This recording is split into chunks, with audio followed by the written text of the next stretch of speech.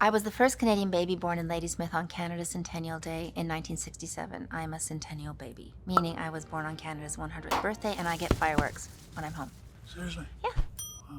It's our July 4th, so our independence. I was like born at 4 a.m., so that shows you there's not many people in my small town. I mean, I'm sure there were people born before me. My mom jokes because she got the cover of the newspaper with me on the day I was born and got a medal. She liked that. Hi, I'm Pamela Anderson. And I'm Pamela Anderson. And yeah. Let's get fact-checked.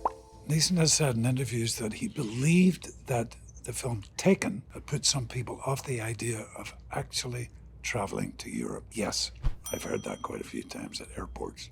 Oh, my daughter's not going there. Oh. And the daughter's going, oh, Dad. Yeah, that's happened a few times. If you're looking for ransom, I can tell you I don't have money. But what I do have are a very particular set of skills. How many Takens are there? So 7 or 8. 3.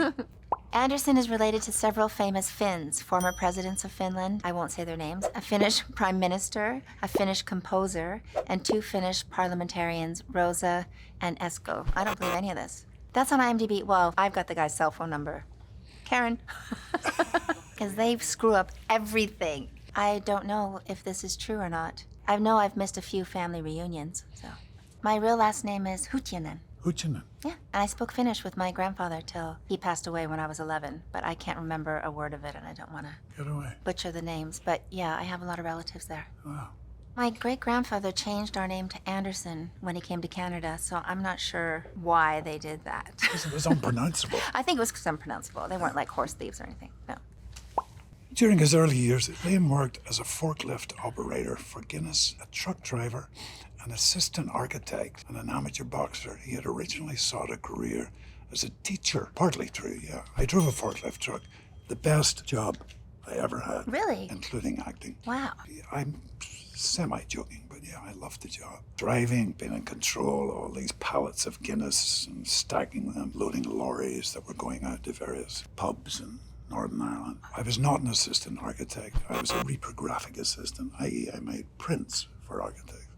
I originally sought a career as a teacher. Yeah, I went to teacher training college for 2 years.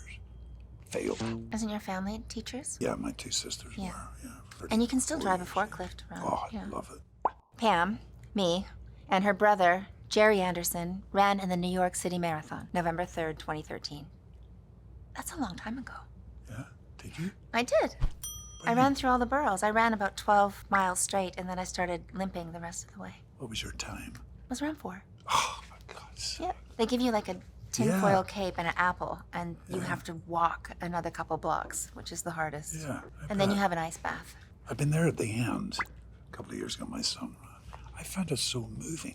Every shape, color, creed, sex, religion coming through that line. I mean, really emotional. And you're supposed to train for it. I didn't. And I suffered for it. I think I'll never be the same. I won't do it again. In high heels. No, I should have. That would have been easier. The original marathoner, I forget his name, Greek, he ran it to deliver a message. Said, oh, they're about to attack, and then died.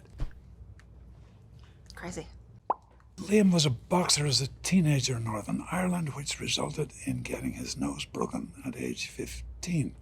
However, a brief blackout after one of his fights caused him to give up the ring for good. You should thank that guy. You have a great nose. No, I don't. Yes, you do. This is my good side. No, You're you've got a seeing my great bad nose. side. It's one of my favorite parts. Oh, stop it. But yeah, that's true. And I had a little concussion after the fight, and my trainer was saying, okay, go down and get changed. And I thought, what does that mean, get changed? Go down the stairs. And I was 15, maybe 16, yeah. It was frightening, and it was a 3-round, 2-minute fight. I can see my opponent. I actually won the fight, but I didn't. He won. And the gloves they weren't really padded. They were decrepit old gloves, so the knuckle part was kind of quite bare, you know. And I received a few head blows, but it was enough to scare me. Where am I? Who are you?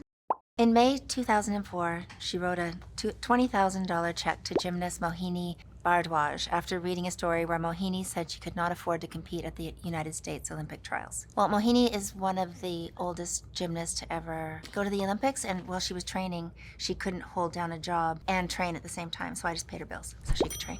She did good. I think they got a gold, too. What the team. age was she? 30s. Oh my For a goodness. gymnast. For a gymnast, that's Yeah, old. yeah. And can I ask you how that story found you? Neighbors, people that had young girls in their family that were gymnasts, and they heard the story of her trying to raise money, and they were doing lemonade stands and everything, and then I just took it on because I thought it was something I could do. That's it. That's the story. Thank Go Mo! He recalled his most embarrassing moment in acting as when he auditioned for the role of Fezzik, the giant in The Princess Bride. Director Rob Reiner had a look of disgust on his face when he realized that Neeson was only 6'4".